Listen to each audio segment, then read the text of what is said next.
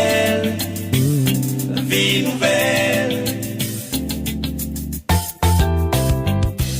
Le message que vous vous apprêtez à écouter maintenant est un message du prophète Henri Michel Yapo, pasteur principal de la mission évangélique Vie Nouvelle. Parce que l'homme, il y a eu son premier modèle qui existait d'abord. Et puis maintenant, on fait un copie. La guerre qui sévit depuis des millénaires et des millénaires, la guerre spirituelle qui sévit, c'est la guerre entre l'original Dieu et puis la fausse copie qui Satan. Parce qu'il est faux, qu'il n'a jamais été dans le vrai, qu'il s'est toujours tenu dans le faux. Il a créé un monde de faux. Il a créé un monde de faux. Et donc même l'Église a choisi de faire des choses fausses. Parce que quand tu lis ta Bible, dans le livre d'Apocalypse, notamment au chapitre 14, la Bible nous dit qu'il y avait un culte au ciel. Il y avait un temple au ciel. Parce que la Bible dit qu'un ange qui est sorti du culte du ciel est venu annoncer la parole de Dieu. Je dis, Seigneur, il y a donc un modèle de l'Église. Il y a donc un modèle du culte. Il y a donc un modèle de la vie chrétienne. Éphésiens chapitre 5 à partir du verset 1, il est écrit: devenez mes imitateurs, comme je le suis moi-même de Christ. Quand Gédéon est parti à la guerre avec les 300, ils étaient que 300, mais ils ont battu un peuple qu'on dit on ne peut pas compter. La Bible nous dit que Madian, on ne peut pas les compter. Vrai ou faux? On nous dit les fils d'Orient, on ne peut pas les compter. Vrai ou faux? Mais dites-moi, comment quelque chose qu'on ne peut pas compter, on arrive à encercler ça? Comment on peut encercler ce qu'on ne peut pas compter? Comment on peut attraper ce qui est trop grand?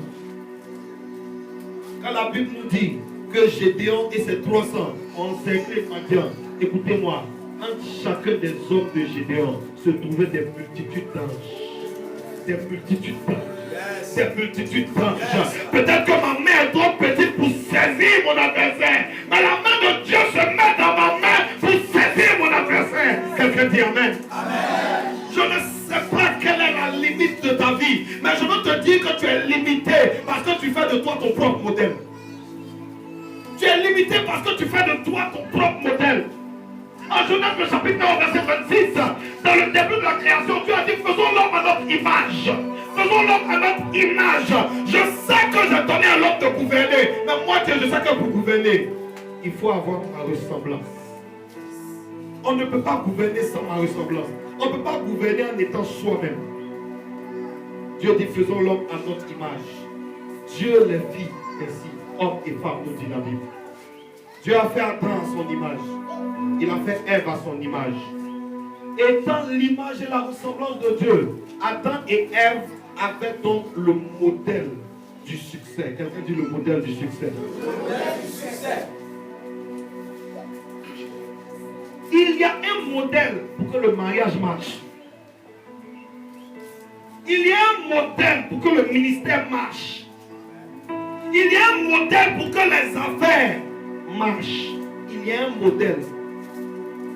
En entreprise, ils appellent ça business model. Quand tu vas chez le tailleur, lui aussi il fait un modèle. Quand tu veux construire une maison, l'architecte il va faire quoi? Un plan, un modèle. Écoutez-moi, visiblement, avant de créer toute chose, il faut d'abord avoir son modèle de départ.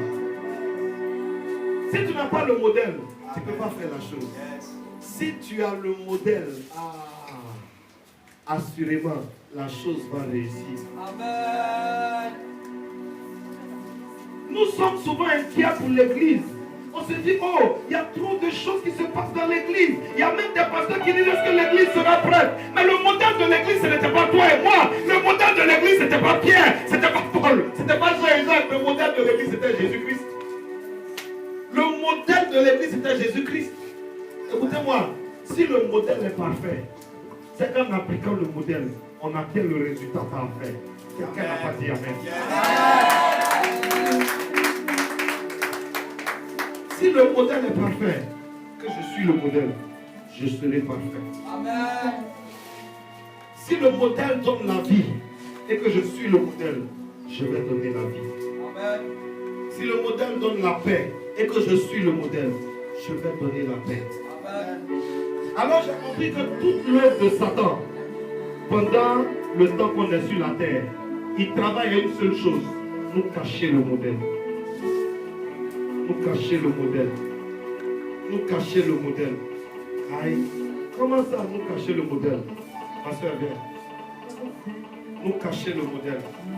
La Bible dit, ayez les yeux fixés sur Jésus-Christ de Nazareth, l'auteur et le consommateur de la foi. Tant que j'ai les yeux sur Jésus, le modèle, je reproduis sa gloire. Amen.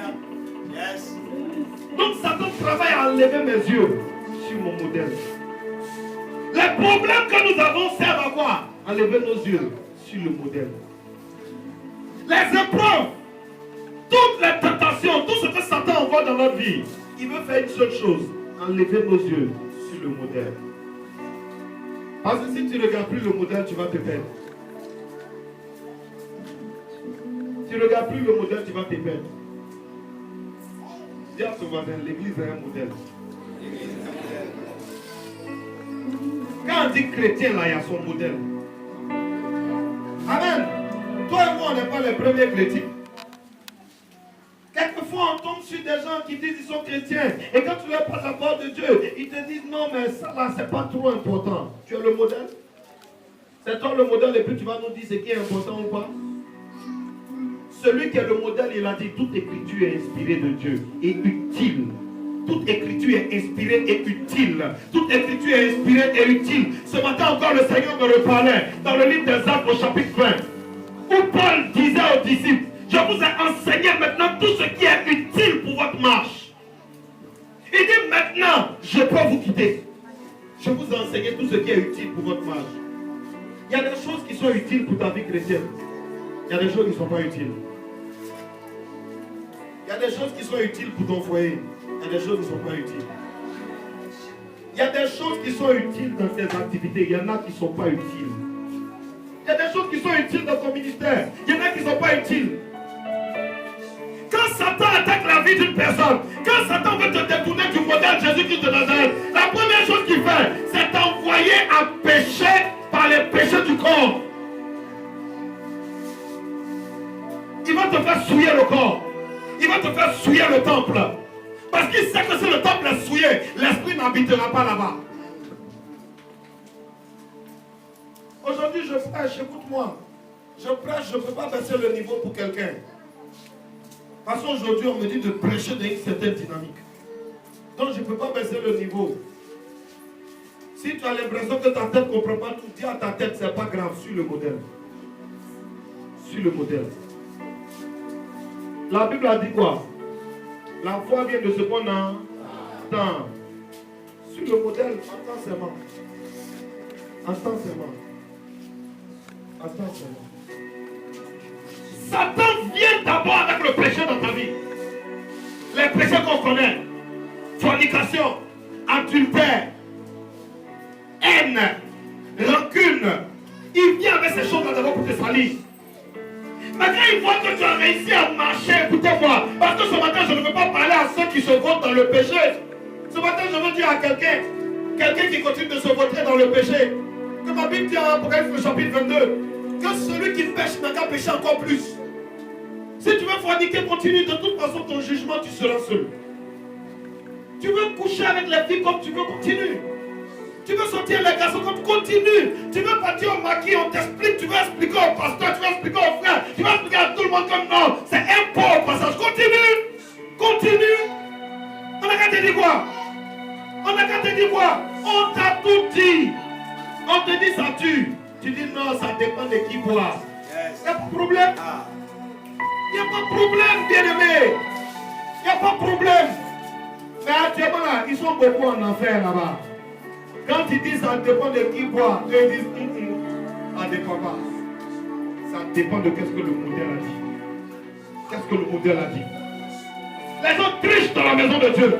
Ils viennent à l'église, mais il y a des choses dans leur vie. Il y a des choses cachées. Hier, j'étais en train d'évangéliser et je parlais à deux jeunes gens. Je leur disais, si vous dites que vous n'avez pas de péché, pourquoi vous avez des choses cachées? Pourquoi y a-t-il des choses cachées? Quand on dit non, moi je ne pêche pas, donc pourquoi il y a des choses que tu fais en cachette? Pourquoi tu ne peux pas dire? Pourquoi tu ne peux pas dire? Si tu ne peux pas dire, c'est payer la chose là, c'est pas bon. Tu sais que c'est pas bon. Je vous dis, frère, le péché, si Jésus revient qui vous trouve dans le péché, vous allez être jugé et vous serez condamné. Parce qu'il nous a confié la vie. Il nous a confié la terre. Celui qui t'a confié son argent là, il revient pour voir, tu as fait quoi avec? Tu as fait quoi avec? Et quand il va revenir, il va juger ceux qui se sont amusés avec ça. Chaque fois que je vais à un mariage, je pense à la même chose. Matthieu chapitre 24. Matthieu chapitre 24. Il est écrit, il en sera comme du temps de Noé. Les hommes seront en train de manger et boire. Ils seront en train de se marier, de marier leurs enfants, de marier leurs filles. Et le Fils de l'homme reviendra. Et il y aura de la désolation.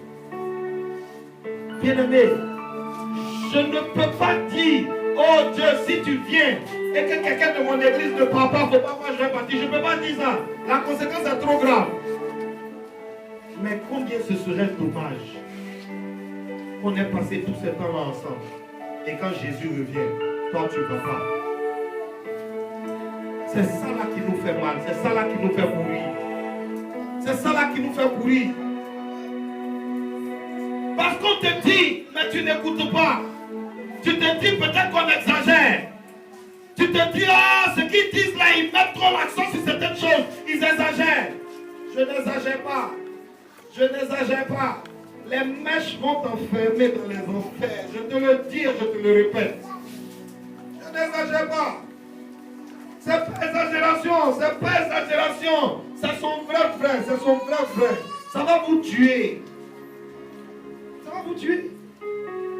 Parce que dans le modèle, il n'y avait pas mèche. Je prêche quoi? Le modèle. Quand on a créé Ève, il n'y avait pas mèche. Je prêche le modèle. Quand on a créé Adam, il n'y avait pas rien. Oui. Il n'y avait pas de trait sur les cheveux d'Adam. Il n'y avait pas. Il n'y avait pas. Et quand Dieu a confié le tabernacle à Moïse, il a dit dans l'Épître aux Hébreux, quand Dieu lui a dit, veille à faire tout après le modèle. Quand Dieu me parlait cette parole, je suis tombé. Je dis, hey, il dit, mon fils, fais tout après le modèle. Fais tout après. Toi, tu donnes un modèle au tailleur pour coudre. Et puis tu t'en vas le trouver. Tu lui as dit, mets poche à gauche. Il a mis poche derrière. Tu vas prendre la vie là. Ah, tu ne prends pas. Dieu ne va pas vous prendre s'il vient vous trouver pour faire changer le modèle.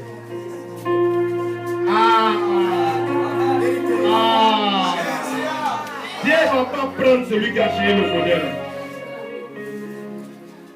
Dans le modèle de Dieu, il a créé l'homme et la femme, il les a mariés.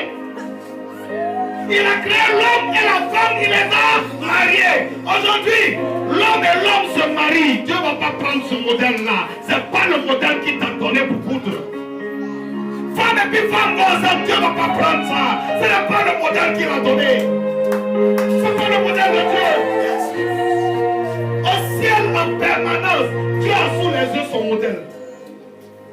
Le premier modèle, c'était un modèle à peu près. On appelle ça Adama. Modèle à peu près Adama. Deuxième modèle, Jésus-Christ, le modèle parfait. Le modèle de l'Église. Le modèle de la vie éternelle. Le modèle de la sainteté. Il dit, je suis le chemin, la vérité et la vie. Jean le chapitre 14, verset 6. Je suis le chemin. Je prêche le modèle. Il n'y a pas de modèle. S'il dit le chemin, bien aimé, c'est le modèle là. Si tu as pris, c'est ça. Tu n'as pas pris, on ne te prend pas. On ne te prend pas. Mais on joue avec. Parce que nous, les pasteurs, on a joué avec. Mais on a joué à vos âmes. Et aujourd'hui, au lieu de se confesser, on ne le fait pas. Il faut qu'on reconnaisse qu'on a mal fait. Ce qu'on vous a dit n'est pas vrai. Il faut qu'on dise le vrai modèle là maintenant. le dimanche passé, quand on finissait l'attente d'assignation à Kozan, la manière dont l'Esprit de Dieu a travaillé pendant le mois là dans la vie des gens. J'ai dit, même une petite fille, je ne sais même pas si elle a 8 ans, elle doit avoir 7 ans ou 8 ans. Elle a eu songe sur l'enlèvement. Il y a eu de ces manifestations. La petite a eu songe sur l'enlèvement, elle est venue raconter à l'église. Ça, on ne va pas à la télé pour dire qu'elle va inventer. Elle est venue, petite quoi. Je dormais. J'ai vu quelqu'un en blanc qui venait du ciel. Il dit, il est venu chercher ses enfants. Hein? Il a commencé à prendre les gens. Et moi aussi, je partais avec lui. Et puis, j'ai vu des gens que je connais qui ne partaient pas. Donc, j'ai dit, ah, on va les laisser comme... À 7 ans, 8 ans, tu sens la douleur de laisser les gens. Comment tu sens ça? C'est pas l'Esprit de Dieu. Amen. Elle dit, je dis, on ne peut pas les laisser comme ça. Il faut qu'on aille les chercher aussi. Et elle dit, quand elle voulait revenir les chercher, c'est comme si, parce qu'elle répare les chercher, elle ne peut plus remonter. Et elle a commencé à pleurer. Elle dit, pardon, faut pas me laisser, je ne vais plus les chercher, je reviens vers toi. Qu'est-ce que ça veut dire? À l'enlèvement là, la Bible dit, un homme et sa femme seront couchés sur le même lit. On prend l'homme, on laisse la femme. L'homme qui dit, Seigneur, aime ma femme. Celui qui regarde en arrière après avoir mis la main à la charrue. Pas digne du royaume. Donc c'est maintenant on doit se parler. C'est maintenant on doit se communiquer. C'est maintenant on doit se conscientiser. La petite a donné. J'ai dit les gens sont venus donner. C'est qu'ils ont vu un à un. Mais c'était puissant ce qui s'est passé. Et à la fin, le peuple dit non. Il faut que je les enseigne. L'Esprit de Dieu a créé une de ces atmosphères. On a commencé à parler de la Bible. Bien aimé. Dans le modèle de départ, il n'y a pas de bijoux. Il y a pas... Le corps de l'homme est sacré. Le corps de l'homme est sacré. Si tu veux, il faut mettre marbre, je ne sais pas quoi dans ta maison, ça c'est ton problème. Ta maison c'est ta construction. Ton corps, ce n'est pas toi qui as construit. Tu n'as pas construit le corps, je n'ai pas construit le corps. Ce n'est même pas nos parents qui nous ont construits. Ils nous ont reproduits. Et c'est le Saint-Esprit qui a permis ça. C'est le Saint-Esprit qui a permis ça. Le modèle. Le modèle. Le modèle. Il y a un modèle qui est entendu de l'église. Quand Dieu a fait naître l'église, quand Jésus a fait naître l'église, il a créé un modèle avec deux formes principales. La première forme, c'est qu'après la résurrection, nous dit la Bible, quand Jésus a apparu aux disciples, avant d'aller au ciel, il les a envoyés évangéliser tout le monde. Premier modèle de l'église, allez évangéliser. Premier modèle de l'église, allez évangéliser. L'église, c'est le bâtiment ou bien c'est toi et moi? L'église, c'est toi et moi. Premier modèle de l'église, c'est quoi? Allez évangéliser. L'église, c'est quoi? C'est toi et moi. Premier modèle de l'église. L'église, c'est quoi? Premier modèle de l'église. Chantez comme vous voulez, vous n'évangélisez pas, vous n'entrez pas dans le ciel. Le modèle là, il s'impose à nous tous. Vous pensez que quoi? Non, moi je suis le bishop, je suis le pasteur, je reçois les fidèles tous les jours, je prêche. Pasteur, tu n'évangélises pas, tu ne rentres pas. Yes. Premier modèle, allez évangéliser. Non, moi c'est moi qui joue à l'église. C'est moi qui le piano, le tam-tam là. C'est moi qui fais tous les sons de l'église. Dieu même connaît. Dieu siège dans la louange de son peuple. Dieu ne siège pas dans la louange de ceux qui n'évangélisent pas. Je prêche le modèle. Je prêche le modèle. Je prêche le modèle. Je l'ai appelé parce que je l'ai vu. Quand il était assis là-bas, on me dit, il faut lui dire que tout le monde peut être déçu de lui, y compris lui-même. Mais si Dieu continue d'avoir confiance en lui, ce n'est pas encore gâté. C'est pas encore gâté. C'est pas encore gâté. Mais je ne parle pas à un innocent. Hein. Je ne parle pas à un innocent. Je ne parle pas à un saint. Je sais à quelle personne il parle.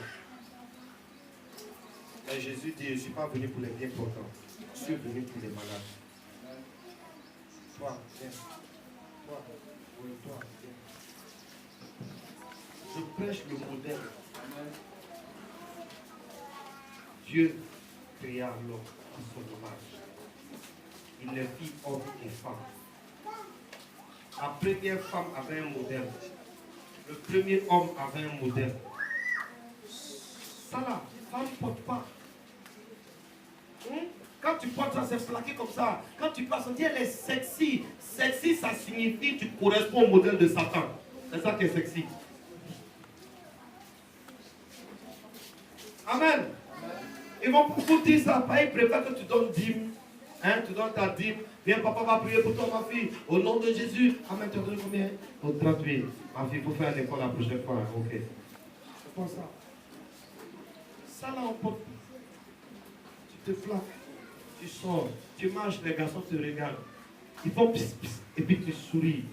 Tu souris à l'enfer. Au Paris. Je ne t'ai pas appelé pour t'humilier. Je te parle parce que je ne veux pas que tu restes comme moi, Fatih. Il ne faut pas que tu restes. Je disais aux enfants, aux enfants là-bas, quand il a fini de bailler les parents, il a pris les enfants. Il a dit, quand ton parent paye certaines choses pour toi, maintenant il faut lui dire, hey, si toi tu es resté là, moi il ne reste pas. Mais ce n'est pas un adulte que Dieu a montré l'enlèvement, c'est un enfant. Je leur dis, c'est grave pour vous. Que les enfants aient ce genre de révélation, c'est grave pour vous. En Afrique, on dit, quand la calvitie vient au village, elle ne trouve pas la tête des dieux, elle va sur les enfants. Il faut faire attention. Je disais à un serviteur de Dieu, pasteur, il faut m'écouter.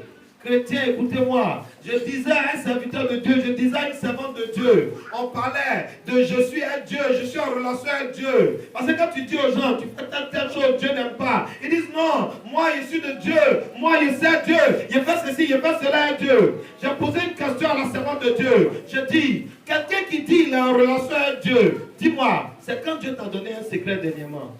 Quel secret Dieu t'a confié dernièrement? Parce que quand une femme dit, je suis femme de quelqu'un là, je suis l'épouse d'un monsieur là, c'est qu'elle sait des choses sur lui que les autres ne savent pas. Est-ce que vous m'entendez? Il y a des gens qui disent, ils ne pêchent pas. Je dis, il n'y a pas de problème, tu ne pêches pas. Il dit, tout ce que la Bible dit de faire, il fait. Je dis, il n'y a pas de problème, tu fais tout. Mais je pose une question. Ma Bible dit que Dieu ne fait rien sans en avertir ses serviteurs. Je dis, comment ça se fait que toi, tu es toujours surpris par les événements? Je parle à quelqu'un ce matin.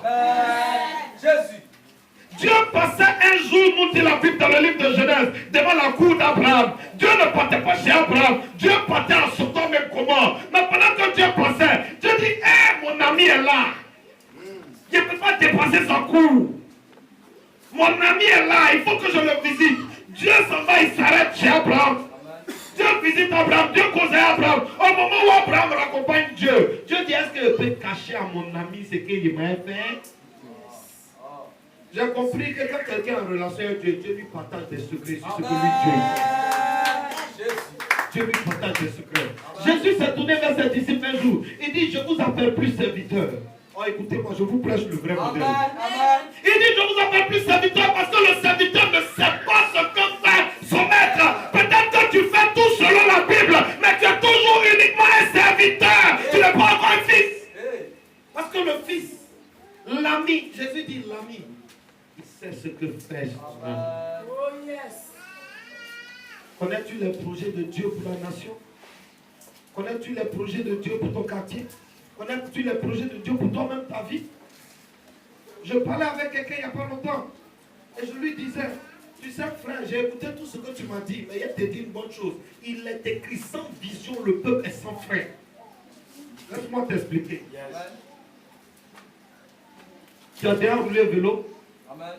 Pour nous qui avons été un peu bandits quand on était enfant là, tu roules vélo, tellement tu aimes faire des vélos, et tu roules vélo malgré que les parents te disent, il ne faut pas partir à gauche, il ne faut pas partir à droite. Souvent quand tu roules vélo là, le frein se coupe. Tu connais, tu es sur la descente des vélos, et puis le frein est coupé. Cric, cric, cric, cric, cric, cric, cric. Quand tu rentres à la maison, il y a quelque chose qui est sur toi là. Les initiés, on appelle ça kotoku. Amen. Ouais. Ouais. Ça c'est pour les initiés. Amen. C'est pas plein. C'est pas plein. Hein. Ta peau est quittée de façon là. C'est pas creusé dedans, mais ça brûle. C'est un vélo sans frein qui fait ça. Amen. Ça c'est quand je suis vélo. Maintenant il y en a, ils sont dans la voiture. Et puis on appuie, frère, il n'y a rien, frein coupé. Je dis, si tu as dans une voiture et puis les freins sont coupés, ton sort c'est quoi? Donc il y a un grand danger. La Bible dit, quand on n'a pas de vision, on est sans frein. Quelqu'un qui ne sait pas pourquoi Dieu l'a créé, sa vie va être un accident. Il va se cogner ici, il va se cogner là. Est-ce que tu comprends maintenant pourquoi depuis tu te cognes dans ta vie? On n'a pas de vision. Maintenant, la vision, c'est quoi? Le modèle. Amen. Et faut pas gâter mon message. Mon message est trop. Faut pas gâter ça. La vision, c'est le modèle.